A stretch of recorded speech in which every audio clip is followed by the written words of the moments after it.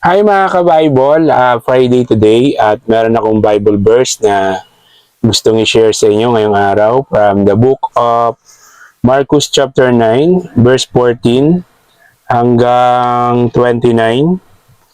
So, ito po yung mababasa natin.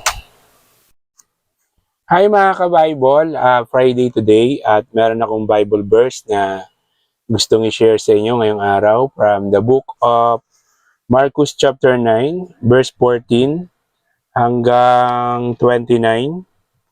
So, ito po yung mababasa natin. Pinagaling ang batang sinasapian ng masamang espiritu. Nang magbalik sila, naratnan nila ang ibang mga alagad na napapaligiran ng napakaraming tao, gayon din ang mga tagapagturo ng kautusan na nakikipagtalo sa kanila. Nang makita si Jesus ng mga tao, nagulat sila at patakbo nilang sinalubong upang batiin si Jesus. Tinanong ni Jesus ang kanyang mga alagad, "Ano ang inyong pinagtatalunan?" Sumagot ang isa mula sa karamihan, "Guro, dinala ko po rito sa inyo ang aking anak na lalaki dahil siya'y sinasapian ng masamang espiritu at hindi makapagsalita. Tuwing siya'y sinasapian nito, siya'y ibinubuwal, bumubula ang kanyang bibig,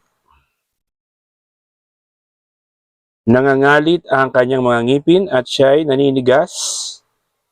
Hinihiling ko po sa inyo, mga alagad, na palayasin nila ang masamang espiritu, ngunit hindi nila ito mapalayas." Sinabi ni Jesus sa kanila, "Lahing walang pananampalataya. Hanggang kailan pa ba ako mananatiling kasama ninyo? Hanggang kailan ko kayo pagtitiisan? Dalhin ninyo rito ang bata." Dinala nga nila ang bata sa kanya. Nang si Jesus ay makita ng espiritu, biglang pinapangisay nito ang bata. Ang bata'y natumba sa lupa at gumulong-gulong na bumubula ang bibig. "Kailan pa siya nagkaganyan?" tanong ni Jesus sa ama. Simula pa po nung bata siya," tugon niya. "Gusto po siyang patayin ng masamang espiritu. Madalas, inihahagis po siya nito sa apoy at itinatapon siya sa tubig. Subalit, kung may magagawa kayo, kami po ay kaawaan at tulungan ninyo." "Kung may magagawa ako?" tanong ni Jesus. "Mangyayari ang lahat sa sino mang may pananampalataya." Agad namang sumagot ang ama ng bata, "Naniniwala po ako. Tulungan po ninyo akong madagdagan pa ang aking pananampalataya." Nang makita ni Jesus na dumadami ang mga tao, sinabi niya sa masamang espiritu, "Inuutusan kita, espiritu ng pagkapipe at pagkabingi, lumabas ka sa bata at huwag ka nang babalik sa kanya." Nagsisigaw ang masamang espiritu, pinangisay ang bata at saka lumabas. Nagmistulang bangkay ang bata kaya't sinabi ng marami, patay na siya. Ngunit ang bata'y hinawakan ni Jesus sa kamay, ibinangon at ito'y tumayo. Nang pumasok si Jesus sa bahay, palihim siyang tinanong ng kanyang mga alagad, "Bakit po hindi namin napalayas ang masamang espiritong iyon?" Sumagot si Jesus, "Mapapalayas lamang ang ganitong uri ng espiritu sa pamamagitan ng panalangin." So, yun po yung mensahe sa atin ngayong araw ng Marcos chapter 9, verse 14 hanggang 29. Sana po is nagustuhan nyo yung Bible verse na binasa natin ngayong araw. At kung nagustuhan nyo, please follow, like, and share the videos.